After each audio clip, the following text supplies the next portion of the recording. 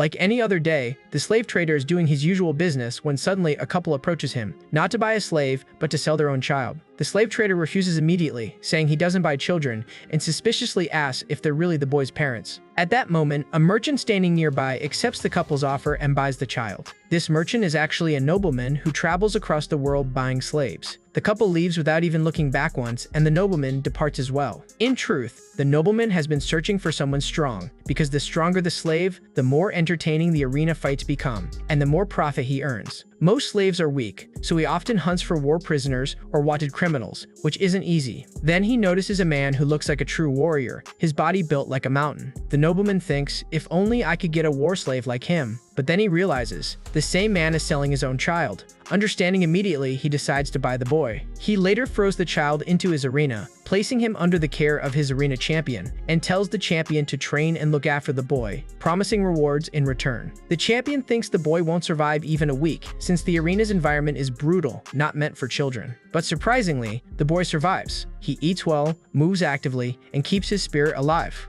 The champion soon realizes this is no ordinary child. He begins to raise him sincerely. Whatever the champion teaches, the boy learns double. And even when not taught, he learns new things on his own. Time passes, the boy grows up, becomes stronger, and starts forming his own opinions. The champion can no longer fully understand his thoughts. Then comes the day of the boy's first arena match. The champion watches it and is left speechless. The boy's combat skills are flawless, far beyond what he had taught him. His terrifying power shakes the entire arena.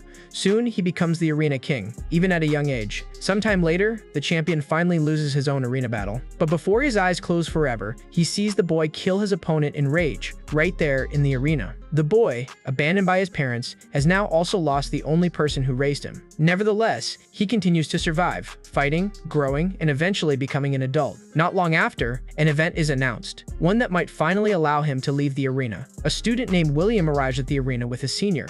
William nervously tells his senior that this place feels like a gambling den. If the university finds out, they'll be in trouble. The senior tells him not to worry. William reminds him they came to university to study, not to take part in such activities, and says he needs to go back soon to pay his tuition fees tomorrow. What he doesn't realize is that the senior has secretly stolen William's coin pouch, his tuition money, and used it to place a bet. William silently curses himself for following the senior. He recalls his father's advice, "Don't become a barbarian, my son. I believe in you." He remembers his sister's love, and his mother apologizing that they couldn't give him more money but still saying she's proud of him. William prays quietly, asking God to save his money this time, promising never to repeat this mistake. They enter the arena. The atmosphere feels dark and dangerous. The announcer introduces the first fighter, a warrior from the northern mountains, a man recently released from prison, Deathbringer. He wields a spiked club.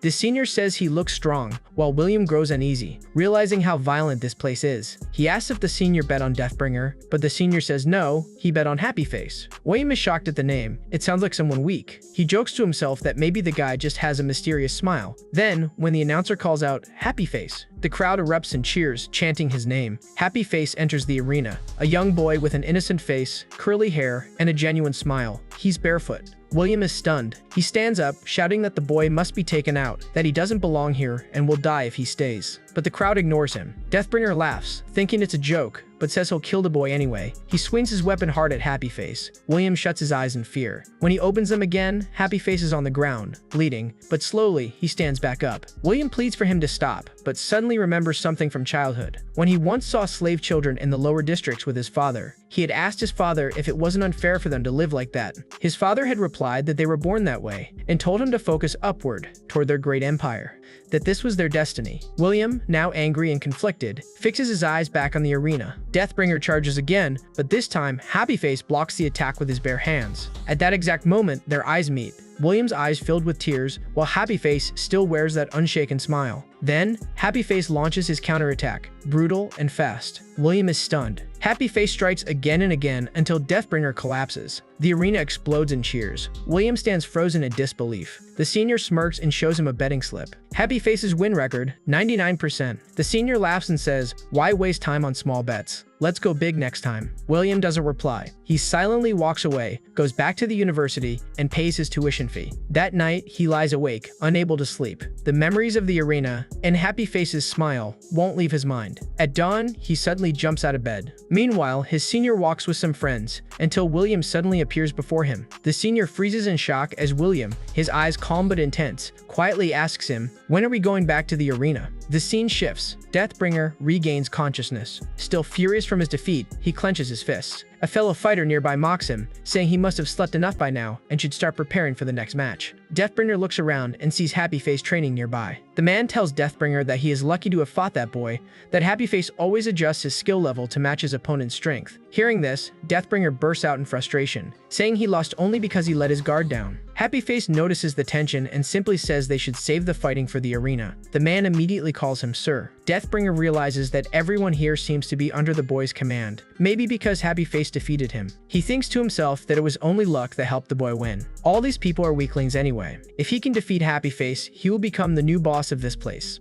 He walks toward Happyface and asks where he came from, the slave market, a war prison, or maybe kidnapped by pirates. Happyface, with his usual gentle smile, replies that he heard he was sold here by his parents. He grew up here, and the people of the arena taught him how to fight. Deathbringer assumes that means someone must have been his master, someone stronger than him. Happyface realizes he has misspoken. He removes his shirt, showing a strong body covered in old scars. He explains that the one who trained him is no longer alive, and now there's no one left who can teach him or even give him a proper fight. Pointing toward Deathbringer, he says that sometimes he lets people like him hit him just to make the fights look tough. It keeps the crowd entertained. Hearing this truth, Deathbringer's eyes fill with fear. He remembers how easily Happyface stopped his attack that day. Happyface puts a hand on his shoulder and says it's break time. There's no need to fight now. They will meet again in the arena. Then he resumes his training. Deathbringer quietly sits down beside the same man as before. The man tells him it's fine. Everyone feels that way in the beginning. Meanwhile, William arrives at the arena with a pass. He hesitates, still uneasy, feeling like he's entering a gambler's den again. The pass he has was given to him by his senior, along with money to place another bet.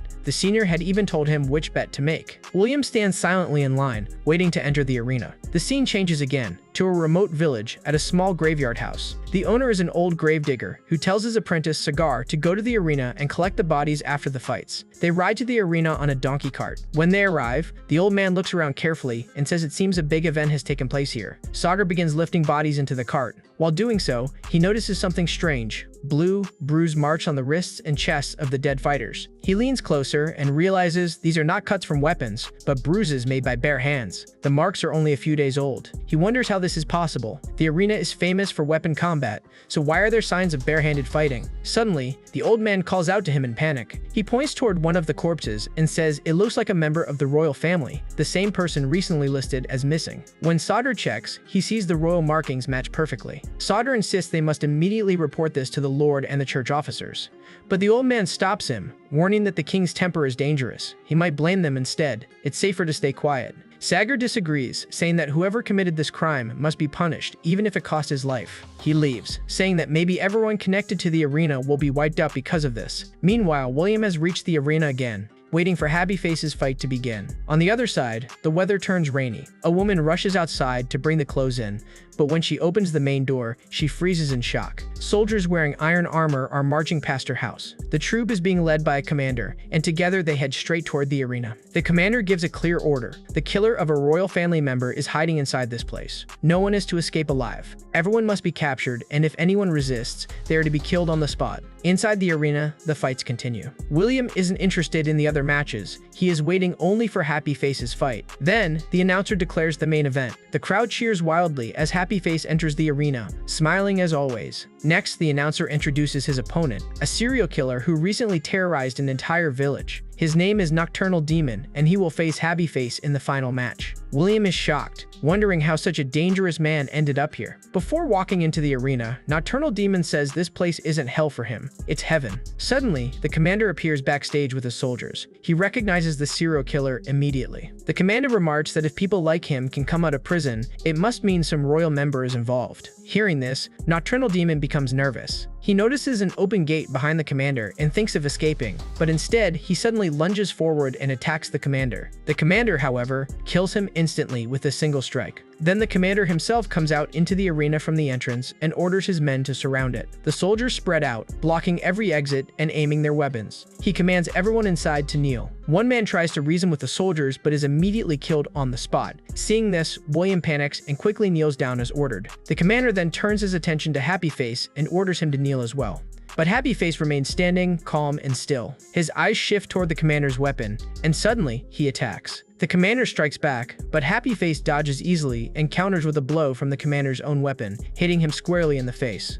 The crowd gasps in shock. No one can believe what they're seeing. Enraged, the commander charges again, but Happy Face has already read his movement. With a single, powerful punch, he sends the commander flying across the arena floor. William's eyes widen in disbelief. He can hardly breathe from the shock. The commander, wounded but alive, struggles to rise and attack once more, but before he can, the soldiers open fire with arrows. Happy Face is struck and falls to the ground. The commander stands still, staring at him in awe. This man is unlike anyone he's ever seen. Then, as he looks closer, he notices Happy Face's expression. Even with arrows piercing his body, Happy Face is still smiling. The commander thinks Happy Face is looking at him with mocking eyes. Furious, he stands up with his weapon, ready to strike, believing Happy Face is insulting him. But before he can act, a nobleman shouts for him to stop. The commander recognizes him. It is nobleman Lucastian. The nobleman explains that Happy attacks only because he thinks it is part of the arena fight. He has never been outside that world and can't understand the situation. Anyone who enters the arena with a weapon, he automatically sees as an opponent. The nobleman then reveals something shocking. Happy's facial expression is not intentional. He has had a disability since childhood. The nerves in his face are damaged, freezing his expression into a permanent smile. It is hard to believe, but it is true. Because of that expression, he always seems cheerful and happy. Even when his parents abandoned him, he appeared to be laughing. When he was hurt, he smiled. Even when the man who raised him died, he looked happy. That is why, in prison, people called him a demon. He suffered greatly because of it, but survived only because he was good at fighting. Lucastian says he has watched Happy all his life. He knows the truth. Happy can never show his real emotions. Inside, he is always scared, sad, and in despair. Yet people never believe it. Even now, despite the pain and injuries, he still looks happy. People are captivated by his smiling face, always returning to see him. Lucastian confesses that he too was drawn to Happy, so much so that he didn't run away. He came back for him, to repay the joy that Happy unknowingly gave him. The commander angrily tells him to be silent and attacks him with his weapon. Soon after, the nobleman, a member of the royal family, confesses his crimes. He and the other arena organizers are executed before the king's palace. The king's anger cools for a while, but the prisoners from the arena remain in their cells, awaiting death. Among them is William. Terrified and full of regret, he sits beside Happy. Seeing him there, William is startled and asks how he got there. Happy tells him he has been imprisoned beside him since last night. The darkness had hidden him, but he had been watching William talk to himself. Shocked, William asks if the arrows hadn't wounded him. Happy says he was hit a little, but the rest was an act, to make everyone think he had died. William is speechless. Nervously, he asks if Happy is afraid. Happy admits he is, because they are both going to die. William lowers his head, trying not to laugh, thinking his smiling face does not match his words at all. Happy tells him not to worry. Everyone misunderstands him the same way. They both fall silent. William realizes that the man he once thought dangerous is not what he seems. In fact, he feels strangely calm in his presence. Later, a guard arrives with the king's orders. Prisoners who have families can call them for defense. If proven innocent, they will be released. Those who can't prove their origins will face punishment. An hour later, William's family arrives. He meets them with tears and apologies, and they embrace him with joy. From inside the cell, Happy watches the reunion quietly. When William looks back at him, his father places a hand on his head, triggering memories from William's past. His father says that people without families live like that, alone. With tears, William tries to explain himself, but his father pulls away angrily and leaves. William thinks to himself that he is still the same as he had been as a child, helpless and weak. Happy, watching him with the same gentle smile, tells him he will be fine. Then they part ways. Later, an officer approaches the commander, reporting that the innocent ones have been released. The commander orders the rest to be taken for execution, but the officer hesitates and says there is one special prisoner. Lucastian has registered him as a member of the church. By church law, he can't be killed. His sentence is changed to lifelong slavery, and the king has approved it. The prisoner has no real name, only a title, Happy Face. The officer trembles, remembering Lucastian's final words. Perhaps this is his way of saying thank you. A week passes. The scene shifts to a slave market. Merchants whisper that the new slave seems insane. He smiles all the time. Another replies that no one wants to buy him, and the church has sold him cheaply. Then, an old woman appears. She says she wants to buy the child. The traders laugh and tell her there are no children here. but she points her stick toward Happy Face and says, "That child sitting there, crying." In the reflection of her ancient eyes, the image of Happy Face appears, his smiling face now wet with silent tears. A little later, a woman sits at the dining table, surprised, asking if grandmother has really brought home a slave. Across from her, an older man explains that the grandmother will have to visit the clinic more often now since she is getting old, so it will be good to have someone around to help. The girl frowns, saying that trusting such slaves is not a good idea. The man tells her not to worry. Grandmother has brought a kind and gentle one, and her eyes can always see a person's true nature. But the girl is still uneasy and decides she will go the next day to see him herself, to judge whether he is trustworthy or not. Meanwhile, the old woman tells Happy Face to bathe and change his clothes while she prepares food for him. She explains that this is only for the first day. From tomorrow onward, he will have to start working. Happy Face quietly asks about fighting, which surprises her. She tells him never to speak of such things again. When he goes to the bath, he hesitates, thinking the water will be cold and he will freeze. But as he steps in, he feels warmth. It is hot and comforting water. For the first time in his life, he feels the soothing touch of heat. It feels as though his old pain is being washed away. After bathing, he changes clothes, eats the meal, and the old woman applies medicine to his wounds, realizing how brutally he has been whipped. Happy Face calls her master, but she gently corrects him, telling him to call her grandmother instead. He then asks if he can go outside. She says if he wants to go, she will not stop him. When he steps out, a strange new feeling comes over him. It is something he has never felt before. Since childhood, he has always wanted to go outside. The man who raised him, Champion, used to tell him that the world beyond was vast, and that one day, if he was ever free, he would understand. Looking at the house, he turns back and walks home again. With each step, he feels the same warmth he once felt when walking toward Champion, the man he considered his father. The grandmother smiles at him as he enters. Happy Face picks up the dishes, saying he will start working from that very day.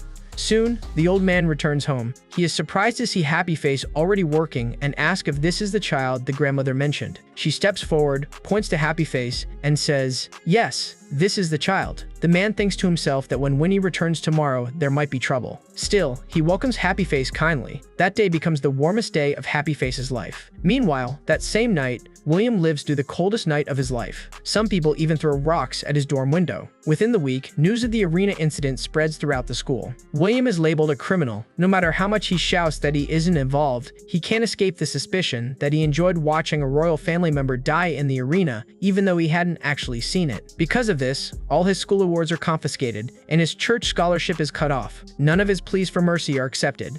In desperation, he goes to his senior's room, knocks hard on the door, and says the pass he holds belongs to him. The senior slightly opens the door, whispering that William is trying to frame him, then loudly calls him a barbarian and tells him to leave. He mocks William in front of everyone. William finally loses his patience and tries to attack the senior, but two other students stop him. That same night, he is expelled from the dormitory, his future left uncertain. He doesn't have the courage to go home. Instead, he wanders into the mountains, alone, crying and apologizing to his parents. At that moment, Happy Face is nearby, searching through the bushes for something to eat. Seeing William, he asks if he is alright. William is stunned. He thought Happy Face had died. He asks how he is there. Happy Face replies that he is out that night, looking for food. Unaware to both, a group of men is watching them from the shadows. One whispers to his boss that the boy is from the university. He has seen him leaving the campus himself, which means he must belong to a noble family. Another boy is just a foolish village boy. Either way, they decide to attack William. Happy Face tells William that he is now a slave of the grandmother, and her house is nearby. William asks if it is okay for him to be outside like this, and Happy Face replies that grandmother says it is fine as long as it isn't during working hours. Hearing this, William smiles, saying that the grandmother must be a kind master. Then Happy Face asks why William has been crying earlier, but before William can answer, several armed men appear, surrounding them. William quickly whispers to Happy Face to kneel down, but Happy Face stays standing. William immediately drops to his knees, taking out all the money he has. The thugs laugh, telling him they don't want his money, their target is his parents, and they have come to kidnap him. As they move closer, Happy Face suddenly strikes one of them with incredible speed, knocking him to the ground before anyone can even see what has happened. Then, in another swift motion, he hits the second thug hard, dropping him instantly. The rest realize it is this boy who has taken down their men. Their leader shouts for them to kill him. They attack together, but none of their blows land. Happy Face dodges every strike and counters with heavy punches, knocking them down one after another. When they realize they stand no chance, they turn and run. William stands amazed, shocked that Happy Face has defeated armed men with his bare hands. After all, he is the arena champion. As they look over the fallen thugs, William finds a poster near one of them. It is a wanted notice for the same group Happy Face has just beaten. William explains that they are the Exile Clowns, the largest criminal organization spreading across the kingdom. Recently, their influence has started reaching the capital itself, and the king has placed a bounty on all exile clowns. William tells Happy Face that if they hand the captured thugs to the authorities, they can claim the bounty. They bring the criminals to the nearest outpost, but the officer there says slaves can't receive bounty money. William tries to explain that Happy Face is his friend, but the officer repeats that it doesn't change his slave status. Thinking quickly, William registers everything under his own name, completes the paperwork, receives the payment, and hands all the money to Happy Face. He tells him to go buy some food from the market, but Happy Face quietly admits he doesn't know how to buy things. William smiles and tells him he will teach him next time. The two talk for a while and become close friends. They promise to meet again and then part ways. The next day, William appears in court. His parents sit anxiously among the spectators, and his senior arrives too, wearing a bandage on his head as if injured. The judge announces that the case has been handled properly and that William is guilty of assaulting another student, deserving punishment. But then, to everyone's shock, the judge places a medal on William's chest. He declares that by the king's order, William's punishment is revoked because he has captured some of the kingdom's most dangerous criminals. The king has granted him another chance. William Sr. stands frozen, unable to believe it. He tears off his fake bandage in anger, consumed by jealousy, thinking William's parents must have bribed the court for this outcome. Meanwhile, last night, Happy Face hadn't slept well. His body ached as if needles were piercing his muscles. He thought it was hunger, but it wasn't. It was the hunger for fighting. The only time his body feels at peace is during the battle with the thugs. That night, he finally sleeps deeply, and in the morning, he wakes up refreshed. The next day, the young woman, Winnie, finally arrives at her grandmother's home. She asks about the new slave and has brought a small gift for him. When the old woman calls Happy Face to come outside, Winnie freezes completely the moment she sees him, standing in stunned silence. She turns to her grandfather and asks if this towering, smiling man is the same child he has told her about. Happy, cheerful as ever, waves his hand in greeting and introduces himself. A little later, Winnie whispers to her grandfather that the man has come from the arena, and that makes her uneasy. Her grandfather, calm as always, says they will observe him for a few more days. From what he has seen, the man seems to be a good person. He works hard, does every chore willingly, and even makes the grandmother laugh again, something she hasn't done in years. Happy carries barrels, helps around the farm, and does everything with a smile on his face. Winnie is still cautious, but she can't ignore his cheerful nature. One morning, under a clear sky, Winnie decides to chop wood herself. She keeps working steadily when Happy arrives carrying buckets of water and happily tells her the bath is ready. Winnie tells him to rest for a while and that she will come after finishing her task. Happy sits nearby and says he wants to learn how to chop wood. From now on, he says, that will be his job. Winnie smiles and says she will teach him. She swings the axe first, it misses slightly, and a small piece of wood falls near Happy's feet. Feeling a little embarrassed, she explains that fine wood pieces are important for lighting fires. Then she tries again, and this time hits perfectly, splitting the log cleanly in two. Happy claps enthusiastically at her skill, and from the window, her grandfather watches them with a smile, thinking they are finally beginning to get along. A while later, the grandmother arrives and tells Winnie that there is no need to cut wood. Happy has already chopped plenty during the night. Surprised, Winnie asks him why he says he needs to learn. Happy explains that he has tried it for the first time the previous night, but afterward, his shoulder began to hurt, so he wants to learn the proper technique. Winnie scolds him gently, saying he should have told her, but seeing his usual smile, she understands he takes no offense. Grandmother tells Happy to rest, while Winnie silently admires him. That night, Winnie sees Happy leaving the farm and grows worried. When she asks her grandmother about it, she explains that she has given him permission to go anywhere freely after work hours. The grandfather adds that he has gone out at the same time the previous night too. Winnie becomes curious about why he is doing this. Meanwhile, Happy reaches William's house and knocks on the door. William's little sister opens it. When she asks where he's going, William tells her he is headed to the library, and they both leave together. William is surprised, but also happy to see him. Happy asks if it is all right for him to be out like this. William assures him it is fine. After all, Happy has saved his life. William says he will take him to the market today, but then Happy takes out a wanted poster he has collected from the village. He says he wants to go after such people. He wants to fight criminals like these, but admits he can't read, so he needs William's help. They decide to split the bounty money, just as they have with their previous hunt. William agrees, partly because Happy has once saved him, and partly because he is amazed by Happy's strength. Besides, Happy needs fights. They seem to be the only thing that ease the strange pain he feels at night. This becomes their nightly routine. They go bounty bounty hunting after dark and earn money together. But back at William's house, suspicion begins to grow. His family wonders where he goes every night. His sister cries that he no longer plays with her. Meanwhile, at the farmhouse, Winnie discovers coins from bounty hunts in Happy's room and begins to wonder what he is doing every night. At the same time, not far from the farm, inside a cave, the Iron Giant has already defeated many soldiers and is about to claim a hidden treasure when Happy and William finally find him. It is the biggest bounty they have ever faced. William feels a bit afraid. They have agreed to hunt only small bounty targets, but this one looks far too dangerous. The Iron Giant warns them to leave quietly. William looks around in worry, realizing that the man has defeated so many soldiers alone, and he urges Happy to leave. But before he can stop him, Happy suddenly attacks the giant. The Iron Giant blocks the strike easily and says he hasn't expected someone to attack him barehanded. He remarks that Happy's body must be hurting after striking metal armor like that, but Happy just keeps smiling. The giant then launches a series of heavy attacks. Happy dodges each one with great speed, but eventually, the giant manages to land a hit, knocking Happy to the ground. William immediately steps forward, trying to stop the giant. With tears in his eyes, he says that back in the arena, Happy's fights had never seemed cruel. He was always certain that Happy would win, and that's why he had wanted to see him fight again. He thanks him for helping capture the exile clowns, because of which he has been allowed to return to school. That is why he has decided to help when Happy came to him. But now he realizes this isn't the arena, and he doesn't want to push Happy toward death just to see him fight. Tears keep streaming down his face as he apologizes. The giant, however, attacks again. But this time, Happy moves swiftly and saves William at the last moment. Then Happy reveals that everything, his apparent weakness, his fall, is an act. Happy then tells William about his former master, a man obsessed with strength. Every time Happy defeated an opponent, his master brought in a stronger one from across the world. But because Happy always finished fights too quickly, his master earned no profit and would grow angry. So Happy had learned to pretend he was struggling, just to entertain the crowd, even though in truth, fighting was never a problem for him. He returns the giant's weapon to him and continues, explaining that he never fought because he enjoyed it. He fought because, if he didn't, he would be tortured to death. That habit has become part of him, buried so deeply that even outside the arena, he can't stop fighting. That's why he keeps going. The giant attacks again and again, but this time, despite his full effort, he can't land a single hit. Happy counters once and sends him crashing to the ground.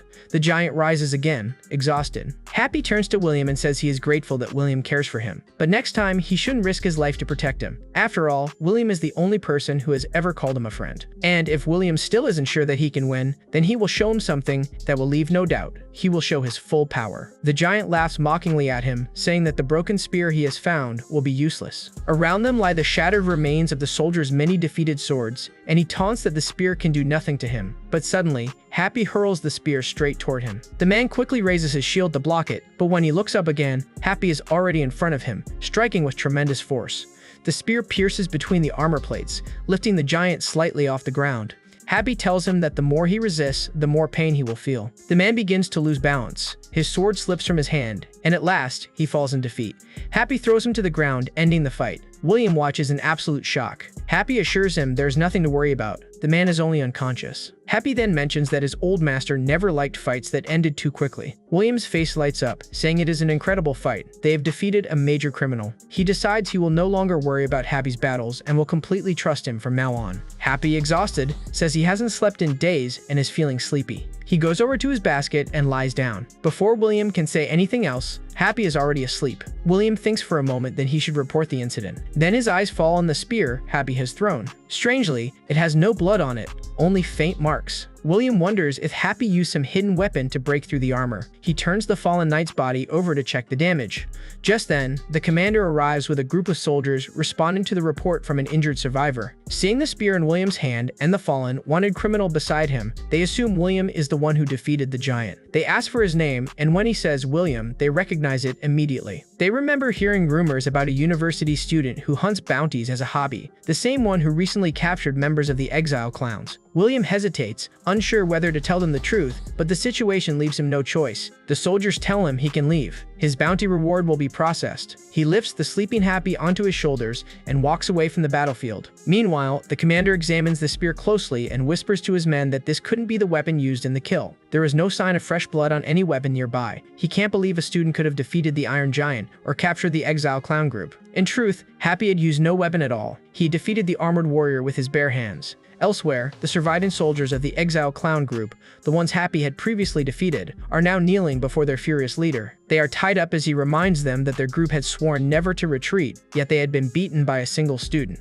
Enraged, the leader killed the 3 who had failed and warned the others that they would fight this kingdom to their last breath. He then turns to a girl beside him and asks about the student. She replies that they had already found him. His name was William, and he hunted bounties for fun. Their next target is now set, William himself. At the same time, William's former senior student rages before his wealthy father, insisting that William must have bribed his way out of punishment. His father hands him an envelope and tells him to show everyone what happens to those who try to embarrass their family. When the son asks what it is, the father says it belongs to their secret organization, Brian's Covenant, and orders him to send them after William and have him eliminated. Later, the bodies of the slain exile clown group members are found. To collect them, the old gravedigger comes along with his apprentice, Cigar. He questions why no postmortem has been done and how such a serious case could be closed so quickly, pointing out that the wounds clearly show it is no ordinary death. The old man reminds him that his obsession with justice could cost him dearly, just like last time when his report nearly got them both in trouble. He adds that these corpses belong to wanted criminals, so no one really cares. As Sagar examines the bodies, he notices old wounds, the same kind seen on corpses from the arena. Just then, Winnie arrives, telling the old man she has brought the herbs from her apothecary that he requested. The gravedigger asks about her grandfather's health and takes the herbs from her. Then Winnie goes to Sagar, hands him a bundle of herbs, and tells him she has brought some for him too. Sagar thanks her.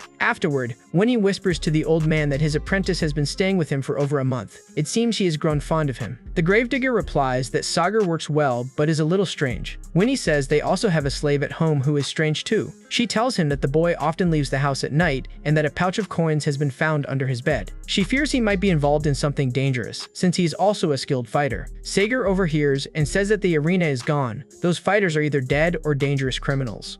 If any had survived, it means there is a powerful force behind them, a hand even the king couldn't touch. He warns that perhaps her grandmother has unknowingly taken in a dangerous man as a slave. He then asks Winnie for documents related to the slave, saying he can help trace his background. Winnie agrees to check those papers that night, and they both leave. That night, the same night, Happy is still asleep. William finally brings him home. Everyone is alarmed seeing Happy like that, but William assures them he is just sleeping. William then tells them everything, how he goes bounty hunting every night, how Happy has spent his life in the arena, suffered from a facial nerve disorder, and can't sleep because of the pain he endured there. Fighting is the only life he knows. Hearing the story, the grandmother begins to cry, while the grandfather listens silently. Winnie's doubts finally fade. William then reveals that Happy is the same one who had saved his life. He owes him a great debt. After saying goodbye, William leaves. When morning comes, Happy wakes up to find Winnie beside him. She gently asks why he has never told anyone that he can't sleep because of pain. She had always misunderstood him. Happy says that if he becomes useless, he will be discarded.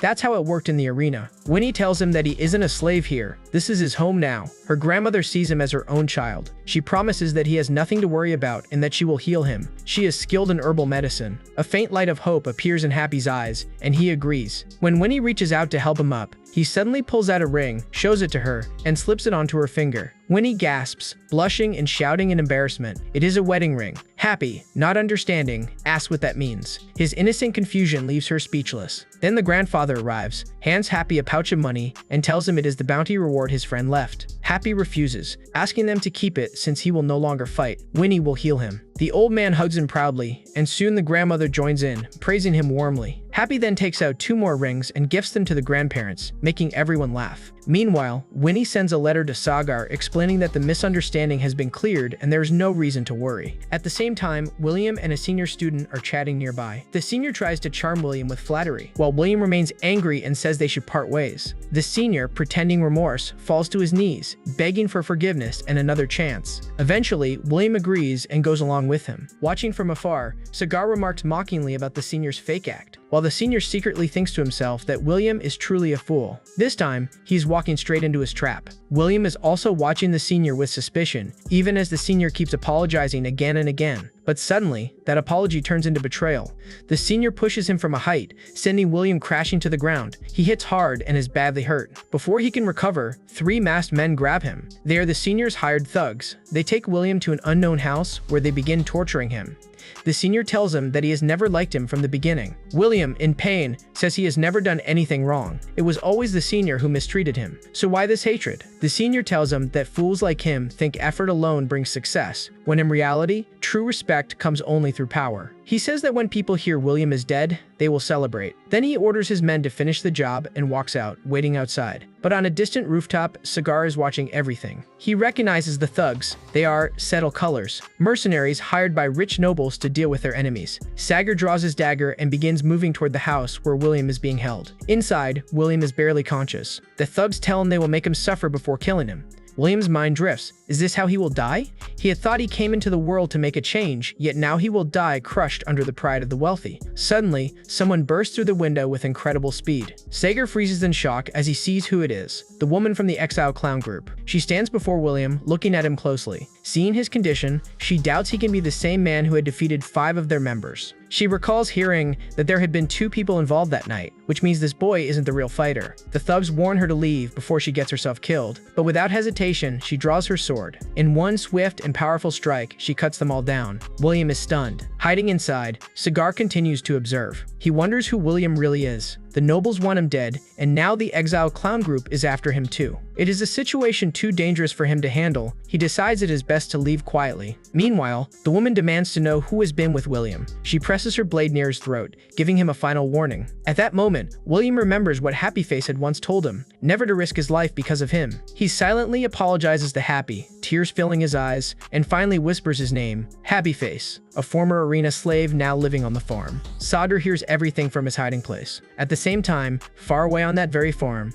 Happy is speaking to himself. He has promised not to fight anymore and is now making a gift for his friend William, unaware of the danger William is facing at that very moment.